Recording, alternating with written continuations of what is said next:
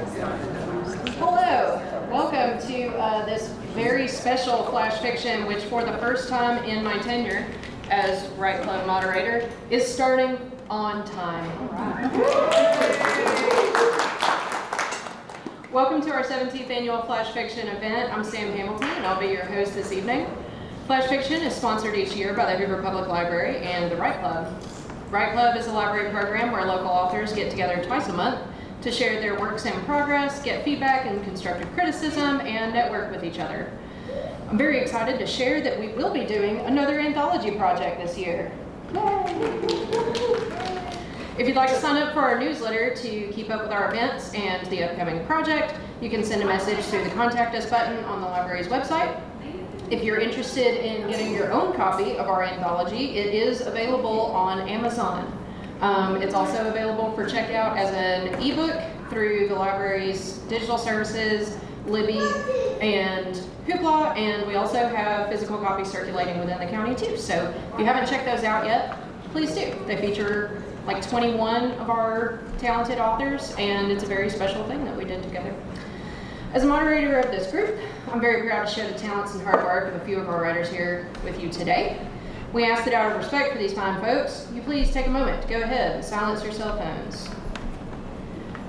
We are recording the event today and we'll upload the video from today's performance onto the library YouTube channel. This usually takes just a little bit, but I will be linking that in the newsletter I mentioned and on our Facebook group, which you can find on the Facebook. I want to thank you all for being here today and supporting local writers, and I strongly encourage applause to welcome each of our readers as I call them to the stage. To get us started this evening, we have Randy Moon. Randy writes crime thrillers that fuse psychological tension with sharp social insight. His novels, which I, for the third year running, have forgotten to clarify pronunciation on, as Skylar Randall, have won the Audiobook Reviewer Award for Best Thriller of 2021, and his novel Questionable Practice was named Best Medical Thriller in 2024. That one was super exciting for us to see catching awards because we worked on that in our Right Club. So that's another wonderful reason to join our group, because that's where you're going to find your next up-and-coming author. His new novel, Hand of the Nazarene, is a conspiracy thriller, and it releases this June. Tonight, Randy is reading from his upcoming conspiracy thriller, Hand of the Nazarene. Randy Moon.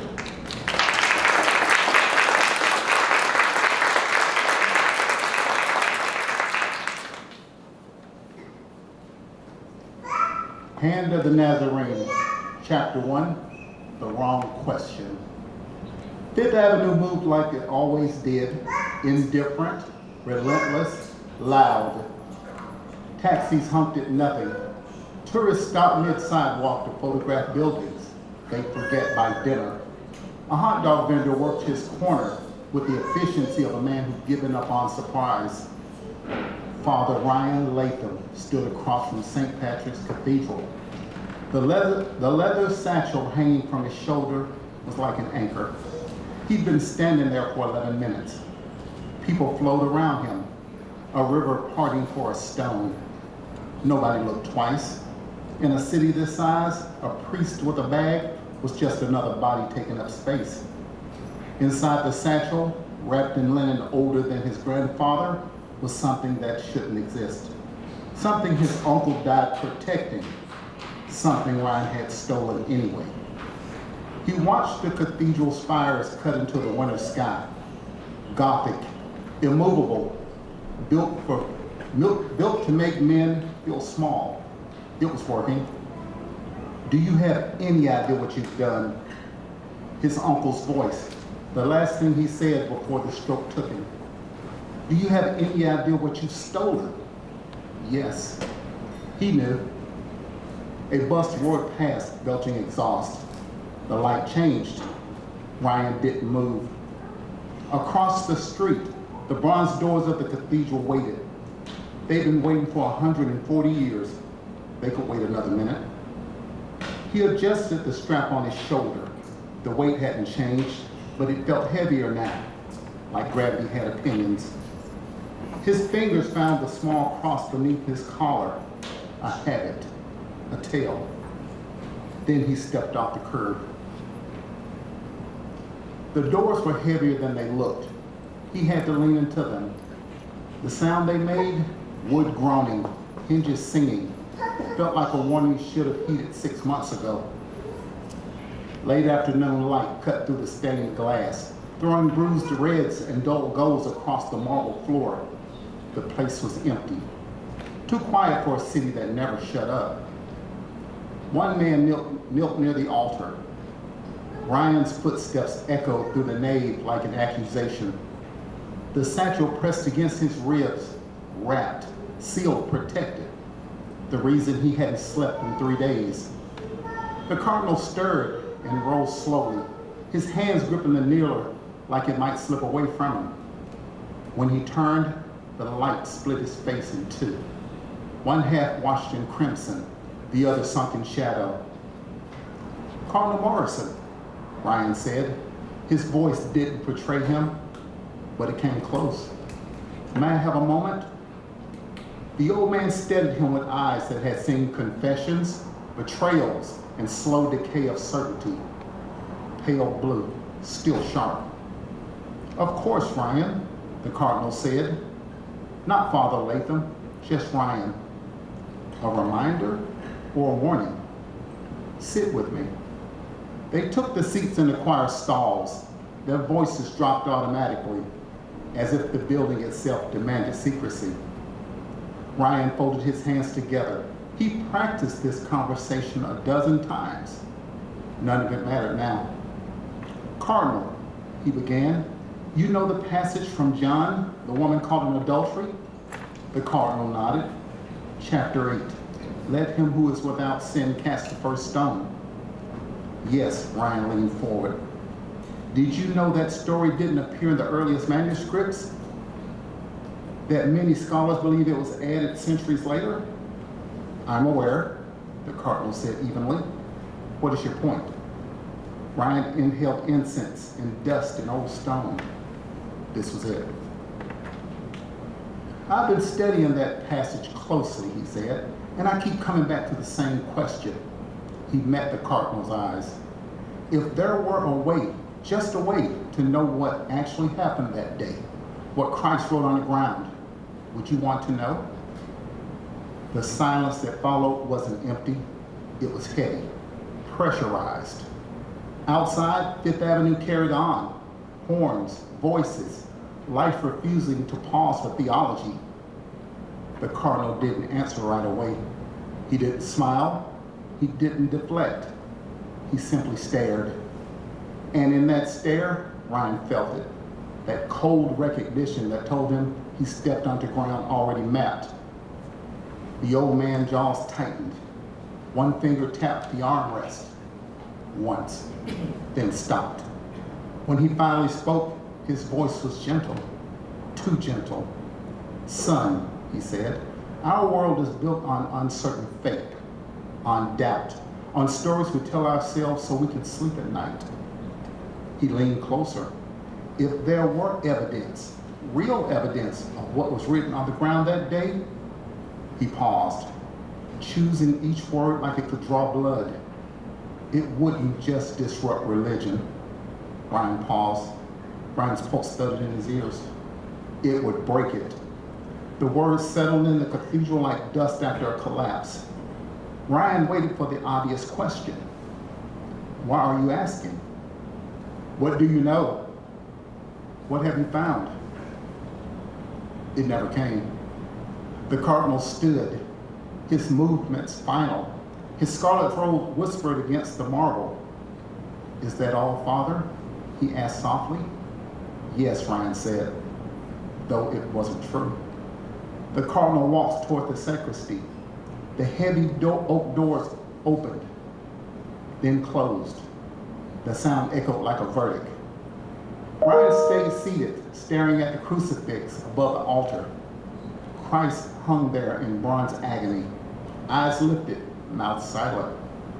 The satchel pressed against his side like it had a pulse. Only then did the truth hit him, slow and sickening. The cardinal had dismissed the question. He hadn't challenged it. He hadn't even asked why, which meant the question wasn't new. Someone had asked it before.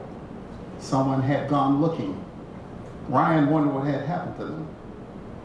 He stood, adjusted the satchel on his shoulder, and walked toward the doors. Each step carried him further from ignorance, closer to whatever waited on the other side. Behind him, Christ remained crucified. Ahead, Manhattan burned with ordinary life. Ryan pushed open the cathedral doors and stepped into the light. And the thought followed him out, quiet as a confession. The cardinal already knew what questions got men killed. Thank you.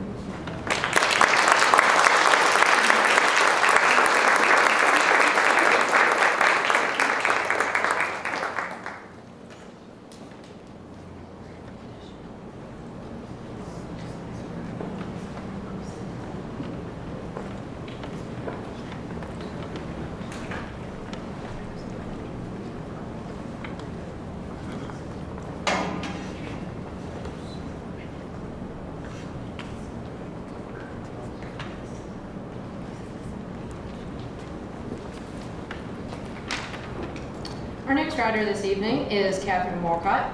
Catherine is a semi-retired freelance writer. She blogs at Virtual Brushbox. Catherine is a recent addition to our group, and it's always a welcome surprise when a newcomer takes to our group so ready to be a part of what we do. She might have been recruited at gunpoint while I was making her library card, but nonetheless, she came to Write Club with boots on, and I was very appreciative of that. Tonight, she's reading Why Cities Have Tall Buildings.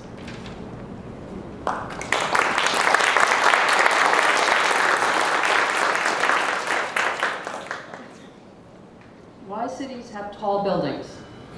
Many years ago, when humanity was a child, life was lived on the plains. Lions also lived on those plains. Because of this, people had to look out for lions. One person said, "If I pile dirt into a heap and stand on it, I can see farther." One person said, "I want to stand on a heap with you and look for lions also." One person said, "I want to stand on a heap with you and look down on my neighbors who are not on the heap."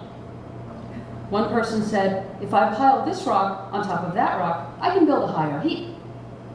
One person said, "I can move these rocks wherever I want and build a heap at the top of a naturally occurring heap so that I can see for miles around and be seen from miles around." One person said, "If I climb to the top of my rock heap, I will stay safe while I burn down my neighbor's house." One person said, "If I combine coal, limestone, and iron ore, I can make my heap really high." One person said, "I can make money on stores and offices and bedrooms and observatories in really high heaps." One person said, "Since the steel heap is supported from the inside, I can have glass all around the outside. I can see everything everywhere." Many people said, "We want to live on that very high heap." And that is why cities have tall buildings, because inside each of us is a 100,000-year-old ancestor looking out for lions.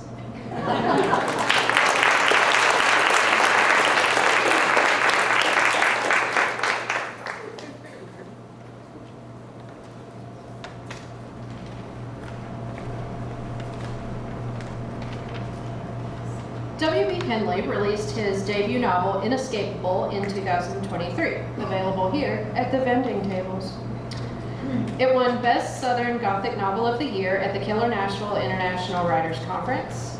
Two of the stories were featured in the awarded Writers Collection, published by the Alabama's Writers Cooperative, including Vigil, a piece about family dynamics in a hospital waiting room, and Ashes, a story about a lost urn and dashed dreams at a funeral home. He is currently publishing a sci-fi exploration of awareness and the illusion of free will called The Consciousness of Life and Death. Tonight, we're getting a special sneak preview of that project. Without further ado, W.B. Henley.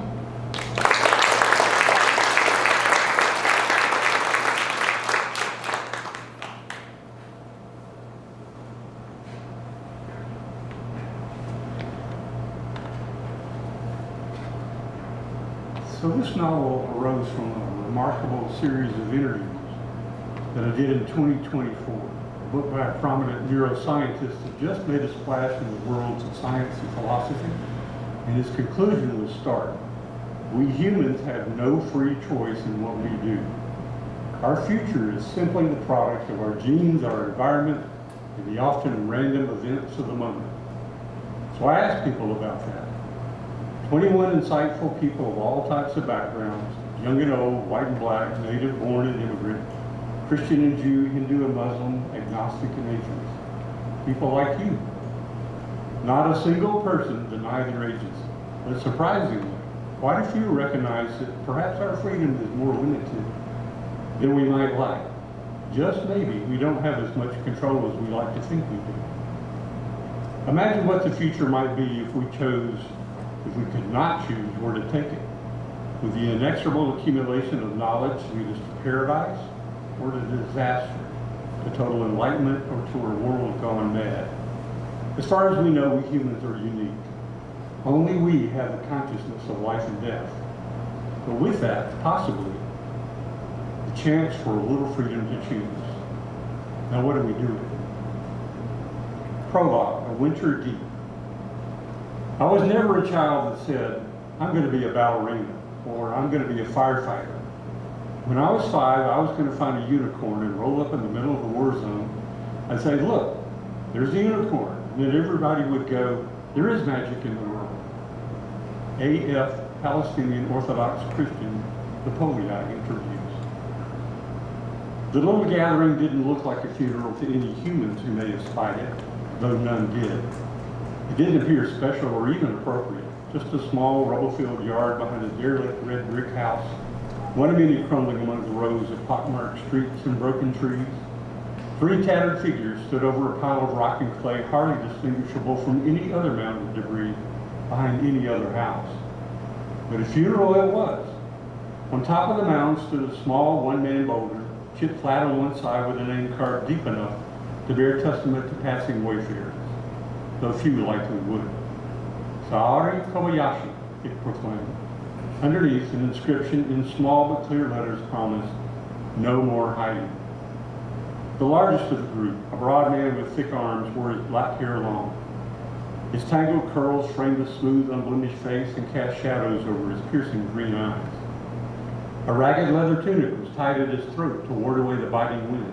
His fingers enveloped his partner's hand, a petite woman wrapped in a quilt work of stained furs. She wore a faded red cloth that covered most of her hair, jet black with white streaks of silver gray. A swollen belly under her clothes announced her impending motherhood. Did not appear to be her first.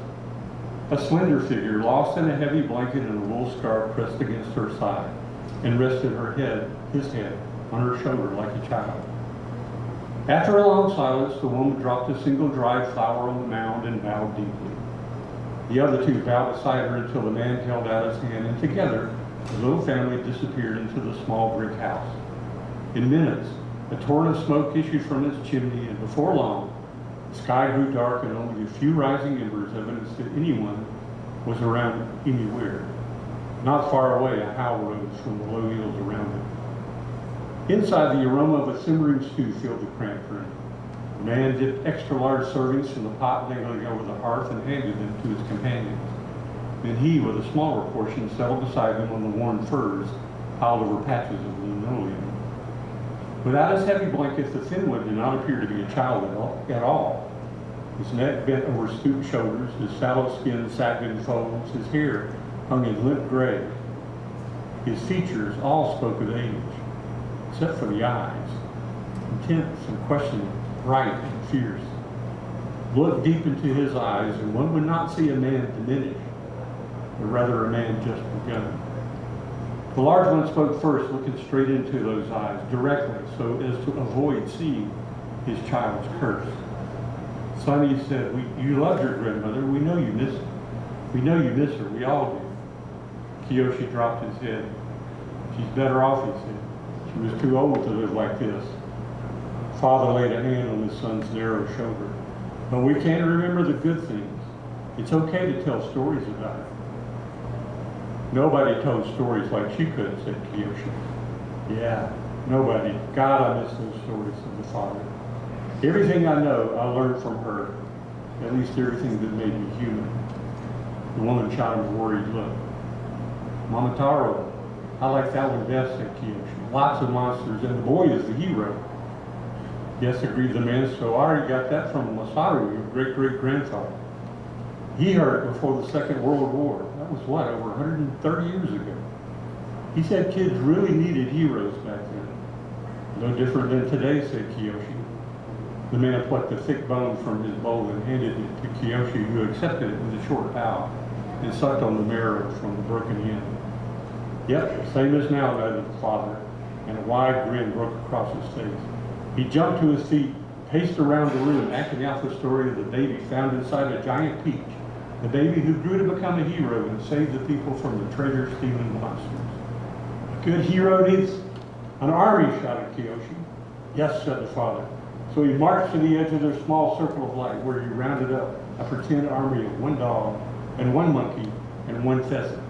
And together they trooped off to battle the ogres of Oni Island.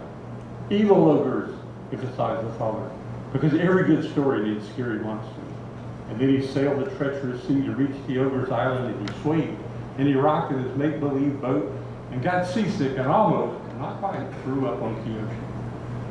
The thin son of the large man laughed until they doubled over, and they wondered how it was possible on such a somber day. But they kept laughing because it felt so good, and even the woman who had not smiled all day managed to unclench her jaws and soften her eyes. The man finished the story with a flourish of his imaginary sword that lopped off the horns of the Oni king. Now that, according to Sari, was the Masaru way of telling it, and he settled back into the furs. Kiyoshi chuckled softly and stared at something far away in flames. Grandmother liked her own way better, didn't she? She liked the Oni king. His mother sighed and spoke for the first time since they'd come inside. Sometimes the monster isn't who you think it is. I think maybe the Oni king escaped and met a lovely lady ogre, and together they raised little ogre babies and lived happily ever after. Like us, except for the happily ever after, said Kiyoshi, betraying the years he had witnessed since the last war began the year after he was born. The great men who hid behind their desks like to call it that, but even now it ate at the charred edges of the world. The room grew quiet, and the burning wood whistled in graveyard bravado, and Kiyoshi took the small courage it offered and asked again the question his father never answered. Why don't you talk about your people, Dad? They're my people, too. The father piled on 2 more logs to stoke his fortitude. The woman rolled into her side and struggled to get her feet beneath her. She gave up when the man began to speak. You're right, he said, it's time. I've always thought of Sari as my mother. It would have been disrespectful to speak of another. It's obvious she wasn't your mother, so who was? The man sat close to the hearth and stared into the flames, searching for the same faraway place his son had been looking for. Not finding it, he looked instead at his wife. She nodded, almost imperceptibly. Finally, he spoke. Her name was Susan.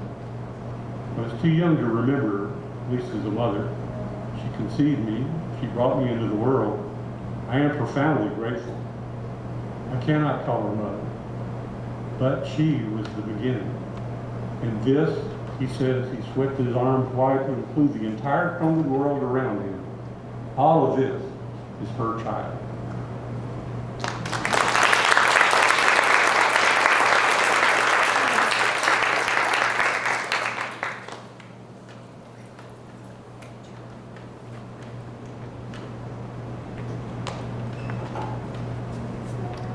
Our next presenter this evening is Lindsay Sanchez. Originally from Bessemer and currently living in Hoover with her husband and 3 children. Lindsay is also an English instructor at the University of Alabama. She's currently undertaking her first novel-length project, which I don't know if you know this. That is a huge undertaking of bravery, and especially coming to these groups where you workshop them. It's very much like setting your baby on the table and saying, tell me what is wrong with my baby.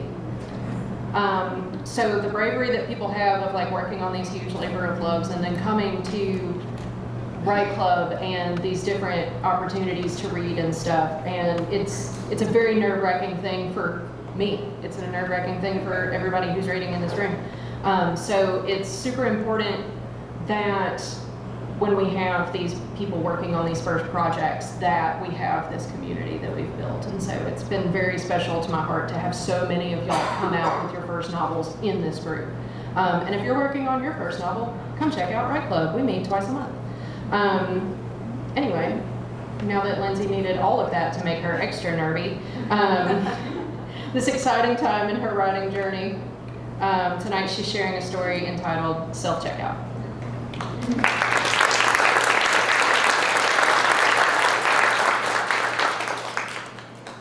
Thank you, Sam.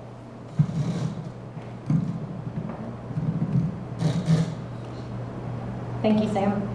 And thank you for putting on this event. It's really great. This is not a novel, this is a short story, and to the best of my recollection, it is all true. I think my guardian angel might work at Target. I know how this must sound. It's a very first world, middle class delusion. Is Target a suburban woman's heaven? There is a kind of Edenic comfort within a beautifully maintained Target. When I was young, I remember experiencing the same kind of comfort in the great southern department stores. I grew up in the heyday of the Hoover Galleria, of Parisian, of Riches, of Sears, remember that? I snuggled into the maternal comfort of well-worn, clean leather chairs in the shoe department, soothed by the smell of mingled perfumes and the glint of shiny marble floors. It was a space occupied and managed by mothers, young mothers, retired mothers getting their steps in, mothers working the beauty counter. Spaces occupied by moms tend to be very comforting. Nowadays, moms push strollers and lean over buggies at Target, that modern bastion of comfort shopping. They drop $7 on a Starbucks oat milk latte and enter a space where bad things don't happen, and someone else cleans up the mess. It's a very small fee indeed. Excuse me. I'm a mom, but my guardian angel, let's call him GA for short, is not. GA is a husky man with reddish blonde hair and beard. He oversees 4 self-checkout tills near the produce section in front of the cosmetics aisle. I've never spoken to him, and I don't know his name. 2 summers ago, I made a random run to Target, my 3 children in tow. I can't remember what I bought, except that it seemed very important at the time. I was about to leave when I realized I had forgotten some crucial item. As I went to retrieve it near the body care and party favors, I think, I spotted a young couple, a man walking in front of a woman. The man had a revolver in the waistband of his pants. I'm aware that one of the most permissive aspects of Alabama legislation is its loosey-goosey gun laws. However, I would argue that a firearm barely held aloft by the elastic in a pair of oversized gray sweatpants is stretching any law-abider's definition of open carry. I decided that I didn't need whatever I was looking for, turned to my buggy and my children, and headed for self-checkout. My GA was on duty. I reached the till and began to scan my items. Soon I realized that the man with the gun had also come to self-checkout. But he was not standing where you're supposed to stand, patiently waiting his turn by the fridge of bottled coffee and smart water. He was right behind me. Sometimes in moments of danger, people adopt a heightened awareness of things. The world slows down, details become sharper, they move with keenness and speed. Sometimes they commit incredible acts of strength or bravery, while those around them are too slow to react to any threat. As it turns out, I am one of the slow. Physically, I was upright, but internally, I hunkered. My senses dulled. I looked dumbly over my shoulder. I thought stupid thoughts. Gee, he doesn't understand self-checkout etiquette. Come on, kids, no sudden movements. Not GA, though. He was right there, on the ready, fully processing the moment. He swooped behind us, took the man by the arm, and led him. Actually, I don't know where he led him, except that it was away. I shook out the cobwebs and led my children outside where it was hot and sunny and safe. It took me a while to fully internalize what had happened. I was scared, sure. Maybe nothing dangerous had really happened, but it felt like danger. So yes, I was scared. But more than that, I was ashamed.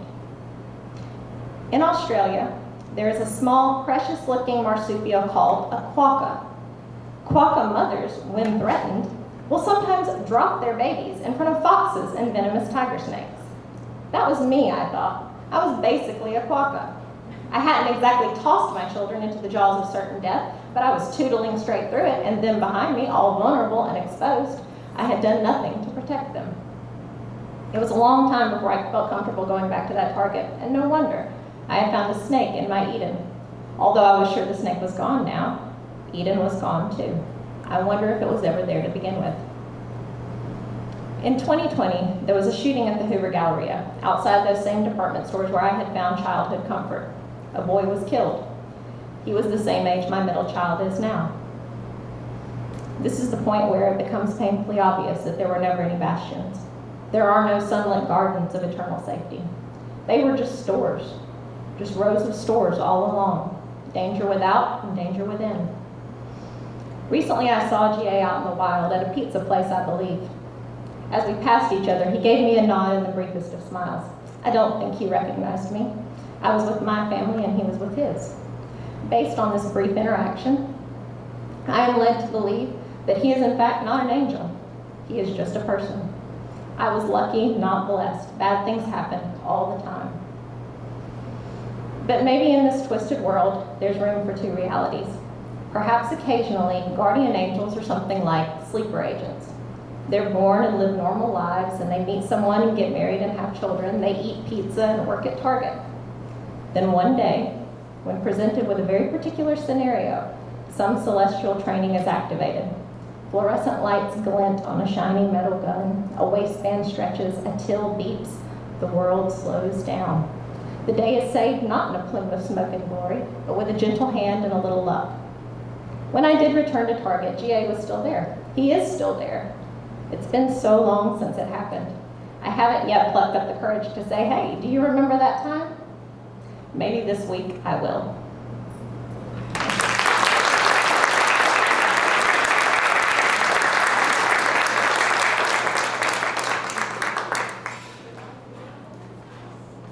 Our next presenter this evening is Haley M. Moon. Haley is a chemist turned writer and has authored 2 books, Taming Armand and Bloody Endings, which are the first 2 novels in the Coven Origin series. Her short story, Sentience, was published on the World's Fair website, and another short story, In This Life, appeared on the Hoover Library's Unexpected Journey anthology from last year. Her stories often explore macabre themes and the darkness of human nature, much to the delight of New People to Write Club. We have a great time with that. She blogs at The Weirdo Writes and can be found online at haleymoon.com. That's Haley with 2 Y's in it. It's my pleasure to introduce to you Haley Moon with Europa's End.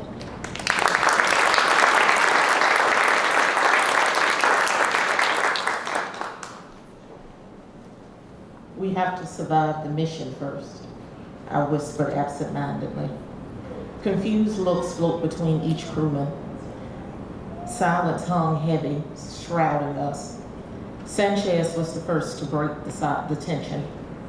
We're going to survey Region 3 again to confirm Christine and Nick's discovery. We're trying to get visuals. Understood. I watched Claire out of my peripheral. Everyone seemed satisfied with the short response. They parted and gathered supplies. The atmosphere was cheery, and Steve played Christmas music over the loudspeakers. We were going in the history books, life on Europa. But the joy was short-lived. We paused as the first tremor hit the dome. Tectonic activity? Jason whispered. Zoe ran to her station. Nope, none detected. No, this is something else. Get your suits on, now. I yelled as a loud bang echoed around us and the dome shook violently once again. It was absolute panic as we struggled to get into our suits. The floor of the module rose, the steel mimicking an unruly sea. Screaming. This time I wasn't sure if it was real or a memory. Red flashing lights signaled a breach. Feeling left out, the oxygen alarm began to sing its song, drowning out Claire's screams. Cracking noises sounded above us as the ceiling buckled. Stressed metal was the only thing keeping away the vacuum of space. For a brief moment, I couldn't decide which was more terrifying. A temperature of a negative 160 degrees Celsius, or the monster hell bent on destroying us. One final flash before it was lights out. We are encased in darkness. I get my helmet on and the oxygen valve open, just as the metal encasing parts, revealing the tar-colored sky of Europa. The powerful essence of her obsessed, forceful lover dominates the background, guarding her. I have never seen anything more beautiful in my life. I see a large appendage coming toward me and duck just as the creature swings. Sanchez does it, and I watch in horror as she's picked up by one of the tentacle-like arms. The creature brings another around. She's torn in half. Captain, move! The command rings obnoxiously in my headset, and I see Jason frantically waving me over to join him and the others. I stand as the dome shakes again. There's tugging on my arm, and I'm ready to swing when I notice it's Jason. I can feel the firmness of his grip through the suit, and I turn away from the creature, but not before catching his eye. It's large, iridescent, and my heart skips a beat. It's angry, spiteful.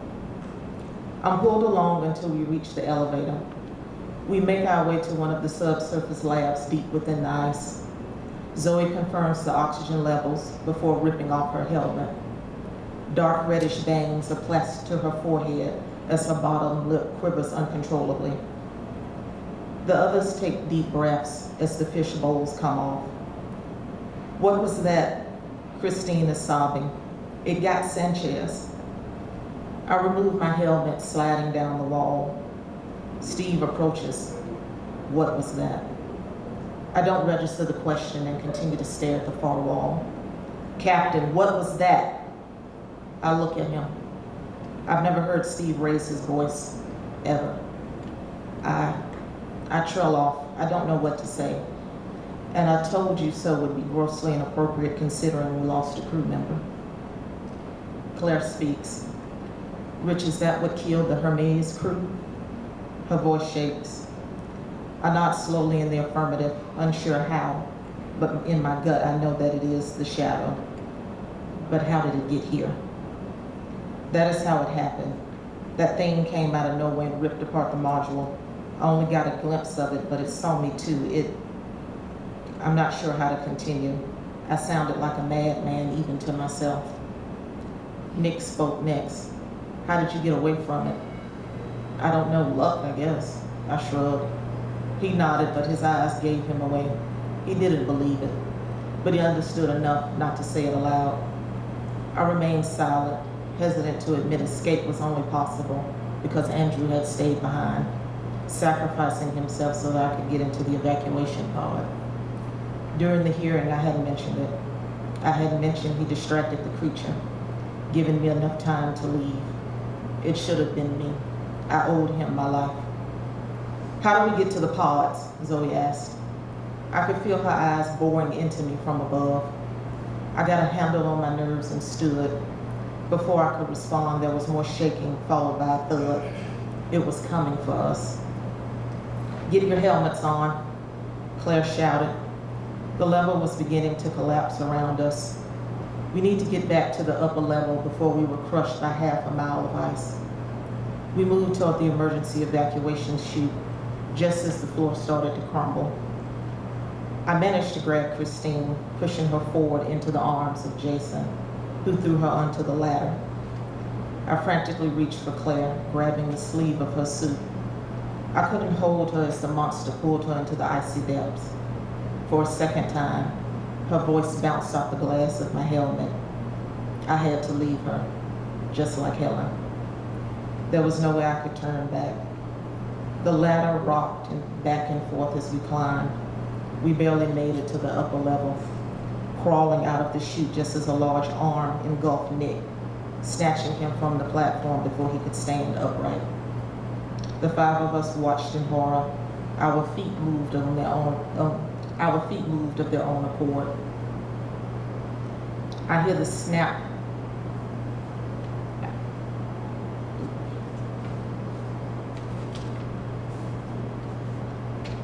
Another chute, more platforms that lead to more ladders at the end of annoyingly long corridors.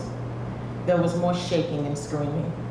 Finally, the series of halls that led to the second module base and the escape pods was in sight. The lights flashed, illuminating our way, a beacon. I promised this nightmare would soon be over.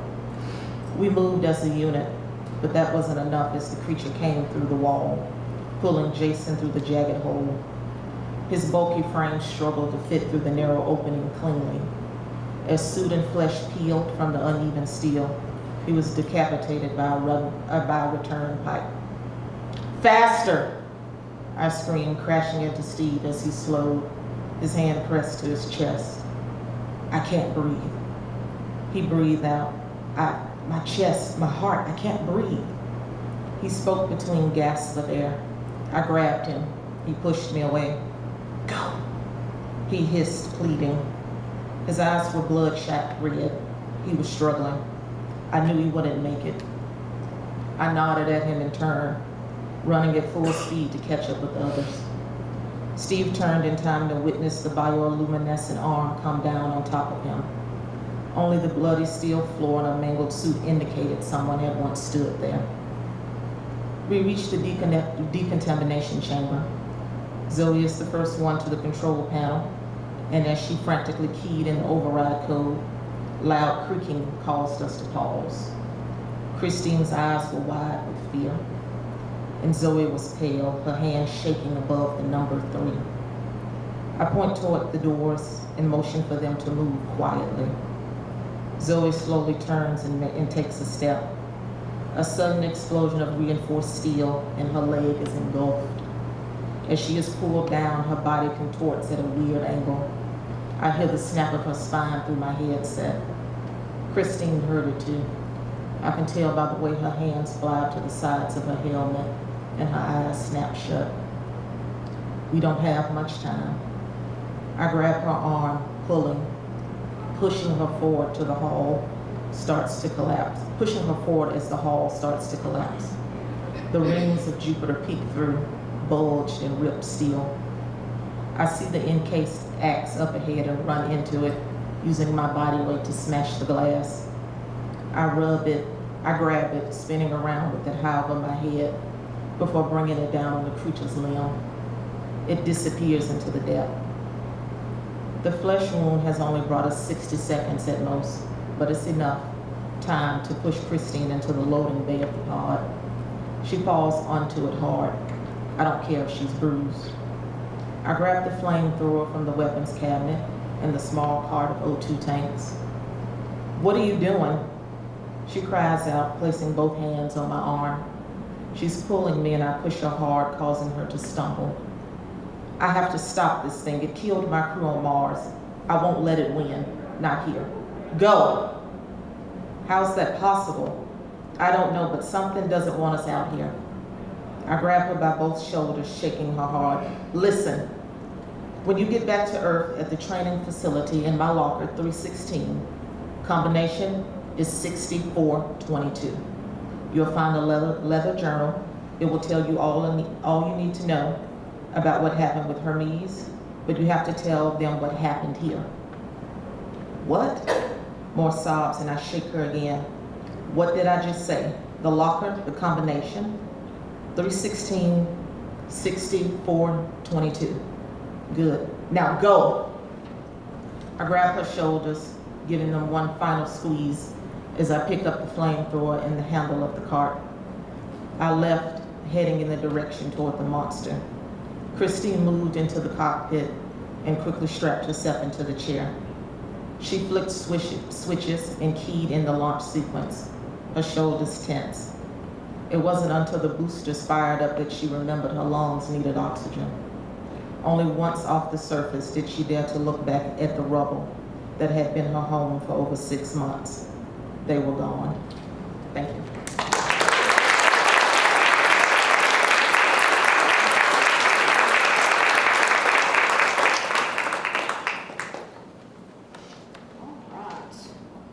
One more and then an intermission.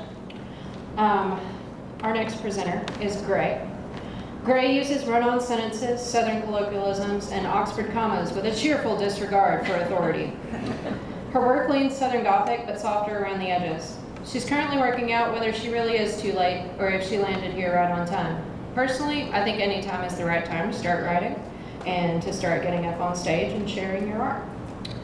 She makes mixtapes for every aspect of her life, For every good recipe, every long drive, every bad day laid out on the cold tile floor, and every story on her publication, Turtle Meat Mixtapes. She's one of the founding members of the Southern Writers Guild, whose table you can visit to my right. Alongside two writers she respects enough to keep showing up for and who make her better whether she likes it or not. Tonight she is reading a segment from Cypress and Ruins. This is Greg.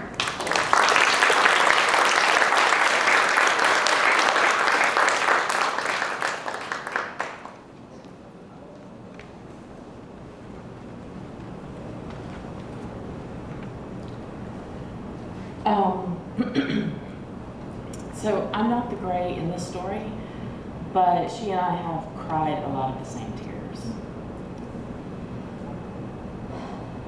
JD pulled into the gravel lot. Gray sized up the shack, a literal shack. There was a hand-painted sign propped up against a long folding table. Reds, no apostrophe. They serve breakfast here? Yeah, JD grinned. Red has the best boiled peanuts on the Gulf. He's a little, well, you'll see. Looming behind two large kettles, labeled spicy and not, was a man who could have been two linebackers back in the day. He wore a John Deere hat, overalls, and a smile so real, it was hard to think he might have ever cried a day in his life.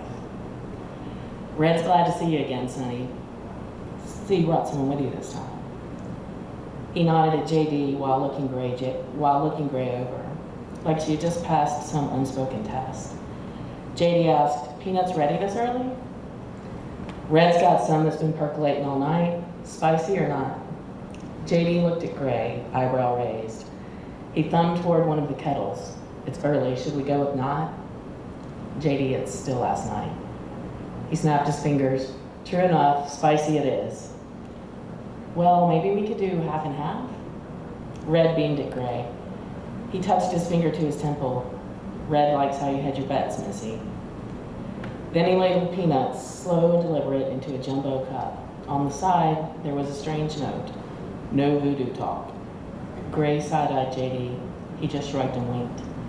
She half laughed and turned her attention to the offerings on the folding table, her eyes running over the mismatched jars and hand-scrawled signs. Pickled peaches for sale caught her eye. Underneath, an odd little caveat, only for ones who've been hurt. Gray smiled. JD was right. This man was something. Red set the ladle down, picked up a towel, and shuffled toward her, slow and easy. They'll cure what ails you. She pursed her lips. No way these peaches could cure anything. He wiped the brine from his hands before he passed her a jar. Red don't charge when the wound's still fresh. Gray swallowed. Hard. Her eyes were cemented to Red's outstretched offering. JD clocked it and took the jar. He reached for his wallet. No, man, let me pay you. Red waved it away. Red's not taking money this morning.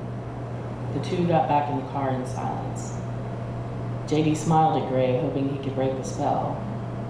We're not eating these, right? Hell no. She took the jar and tossed it in the back seat. It rattled once before settling in. You know what I've always wanted to try? Gray asked, wiping peanut brine from her chin. What's that? Peach ice cream. She looked up at the giant peach in the sky. I've lived here forever and never had any. JD laughed. Then we better fix that. Perfect accompaniment to our breakfast of champions. There's a place about 20 miles out.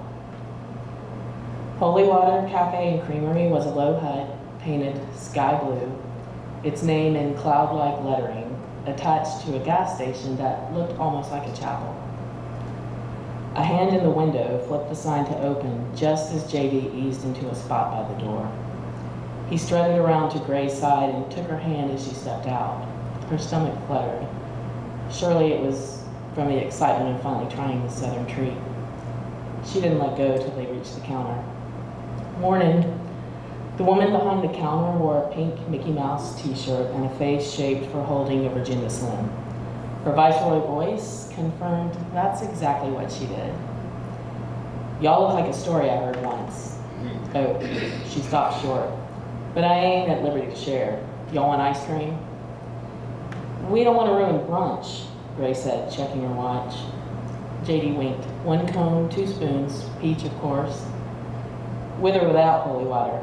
Miss Mickey Shirt asked as she held her scoop over the tub. Oof, it's early and I'm driving. Maybe just a sprinkle? Wait, Gray said. Holy water? I thought this place was named after the town. You serve holy water here? No, hon, the town's named after the place. The woman nodded toward the window. We got a natural occurring holy water font right out there. Springs eternal. But this right here ain't real holy water. It's just a little peach flavored vodka with a message. Gray blinked. Naturally occurring holy water? How does that even work? Gray and JD stood by the window, watching the sunlight shimmer over the spring, hands sticky with peach vodka holy water. Gray set her spoon down. Let me go freshen up before we hit the road. The restroom looked like a tiny chapel inside. A sunbeam through the stained glass window over the sink lit a stack of hymnals on the supply cupboard. When Gray turned to dry her hands, out of the corner of her eye, she saw the hymnal look at her before it jumped. It landed with a thud, open to hymn 101, Amazing Grace. When she stooped to pick it up, she heard it whisper her name, clear as holy water. What's your name, Gray? Wait, how do they know? She snapped the book shut. It's just a book, Grace. No, Gray, it's just a book, Gray. She wiped her hands on her jeans and hightailed it out. Gray, you okay? You look like you've seen a ghost. I'm good, you ready? As they headed for the car, Miss Mickey Shirt nodded. Yeah, just like the story. Funny how the ones who spill are always the ones trying hardest not to. God, JD, it's all over El Dorado's seat. Gray panicked, getting stickier by the second as she wiped up the ice cream with the glove box napkins. I'm so sorry. I'm so sorry. Don't worry about the caddy, he cut in, one eye still on the road. Worry about your shirt. She croaked, I know, I'm a mess. I can't walk into your dad's like this. I don't care about that, but this gives me a reason to stop somewhere. I've always wanted to check this place out. What is this place? Bar. Come on, let's go in. Bar? Yeah, see? He pointed to a sign on the concrete building. Black door, no windows, a half-blinking neon sign. The name was shot out, but bar would blink, stop, and blink again. She shook her head. I don't think that's the name. He grinned, placing his hand over his heart. In my mind, it is. Not even the noon sun could reach inside the doorway to this hole in the wall. The black walls behind the bar were lit by a solitary, stuttering fluorescent tube. A handful of weak stage lights illuminated a single performer, playing his song to empty chairs. The bartender sized them up. Brunch kids don't usually come around here. Y'all lost or looking?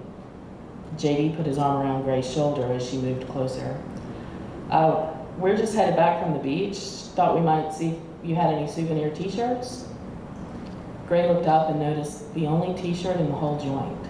Wait, was that there a second ago? A faded band tee hung behind the bar. The backseat drivers. Try the Peaches Tour, 09. The bartender glanced at Gray's shirt. He kept wiping down the same spot on the bar. No, ma'am, we don't sell t-shirts here. Then a voice echoed from the stage. Thank you very much. The singer peered out at the vacant tables like he saw someone he knew. This next song is about how some folks don't have childhoods, just a series of consequences from their father's sins.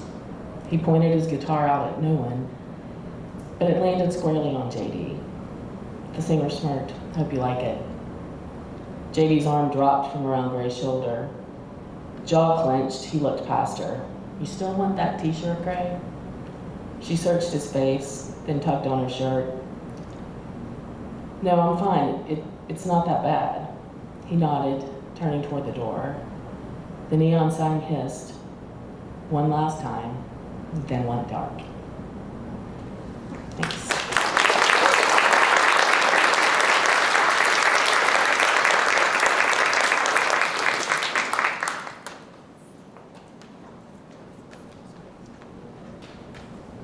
right, friends, at this time, we're gonna take a brief intermission. Please help yourself to some refreshments. There are also drinks in that cooler. It just like gets overheated if I leave it open, so, but the silver box has drinks in it. We'll see you back in about 15 minutes for the second half. During that time, please visit our tables over here and help yourself out to a National Library Week goodie bag and Right Club Journal.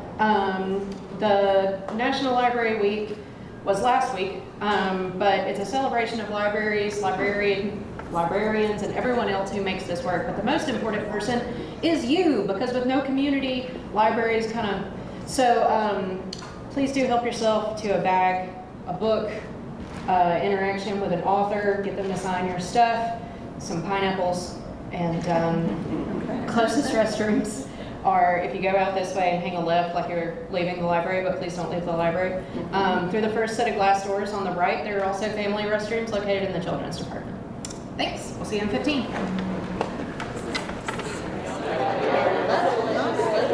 Oh, there he is, he's back there. Friends, neighbors, and countrymen, if you could find your way back to your seats, it's time for the second half. Here's my stack of books in my desk. You were hungry, right? Was it either of them? Okay. Well, first of all, let me thank you for making cleanup is going to be the easiest I've ever had it. So appreciate that. Super glad y'all all got something to eat and snacks and library week bags. And so glad that you all came back for the second half. Really cool of you. Our next presenter this evening is Tom Little. Tom writes both fact and fiction. His horror stories have been published by the No Sleep podcast, Flash Phantoms, and The Horror Tree. His nonfiction has appeared in outlets like Atlas Obscura. Tonight, he's sharing his short story, You Can't Keep a Wise Guy Down. It's my pleasure to introduce to you, Tom Little.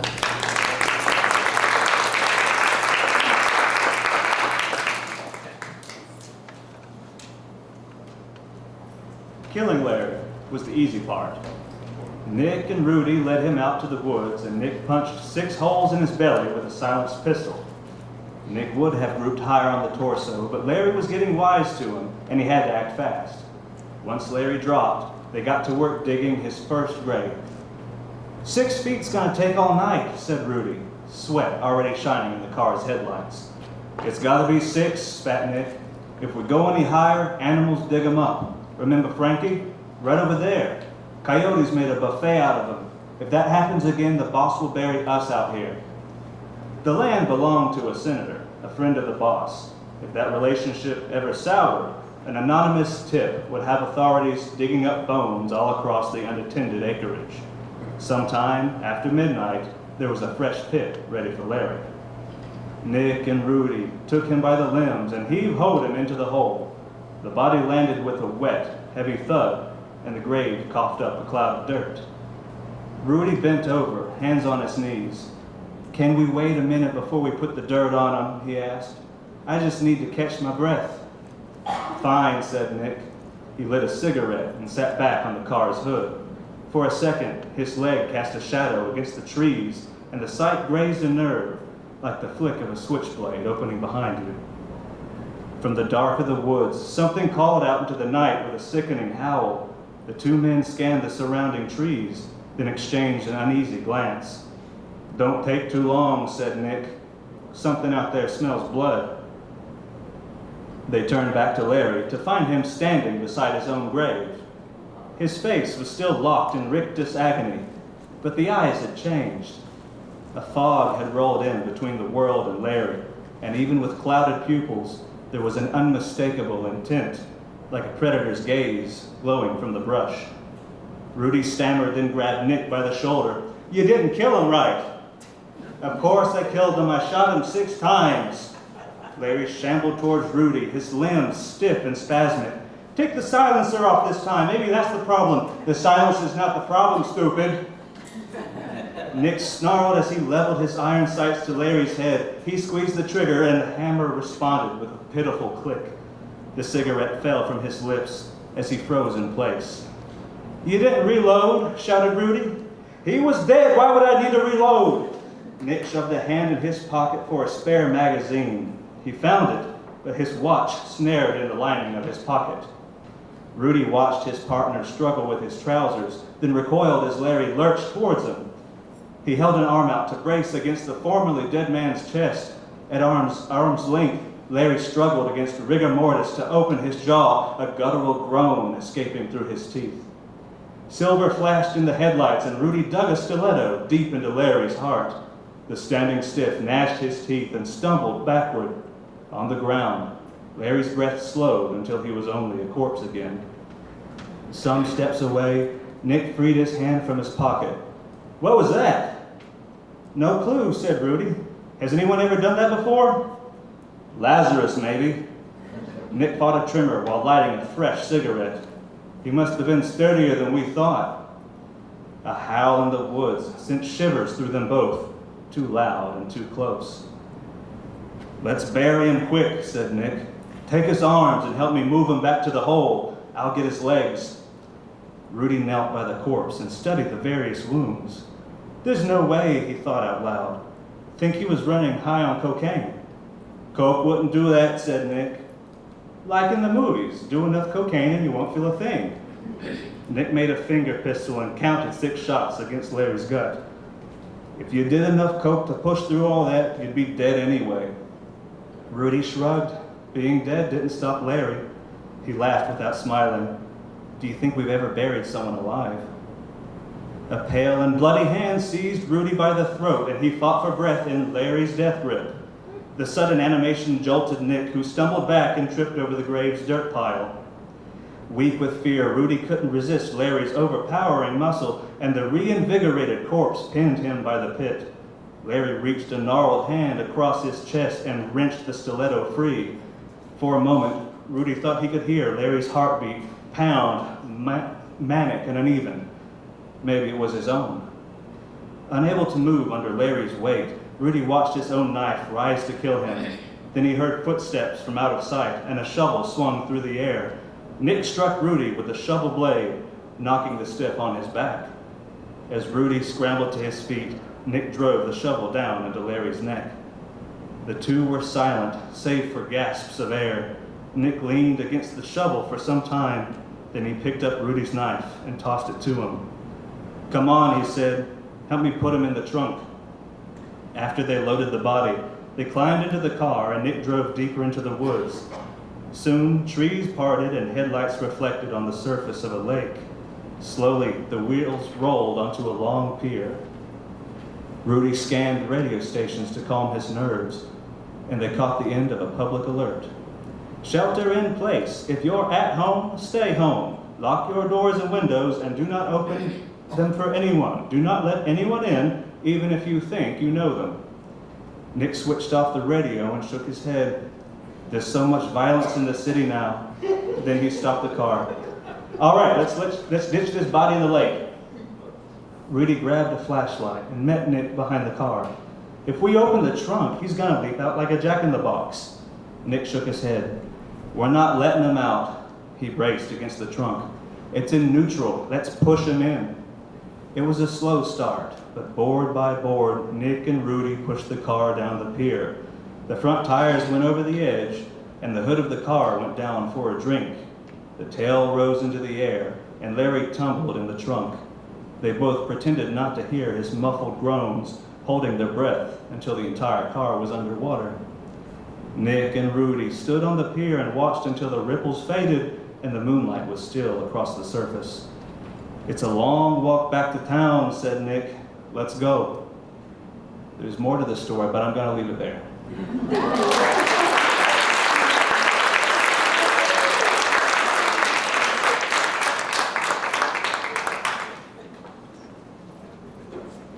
Next up, we have Nancy Dorman Hickson. Nancy now freelances in Birmingham after almost 20 years at Southern Living and Progressive Farmer magazines. She's the co-author of Diplomacy and Diamonds, the memoir of Joanne King Herring, as well as contributor to the anthology All Night, All Day, Life, Death, and Angels. She's reading a piece tonight called The Lord Willing and the Creek Don't Rise, from an in-progress memoir. Miss Nancy.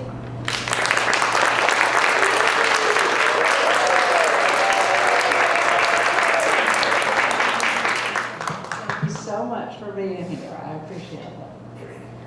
The Lord willing and the creek don't rise. Where I'm from will always define who I am.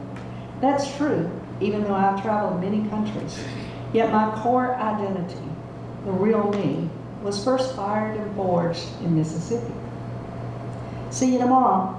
That's what I would say every night when we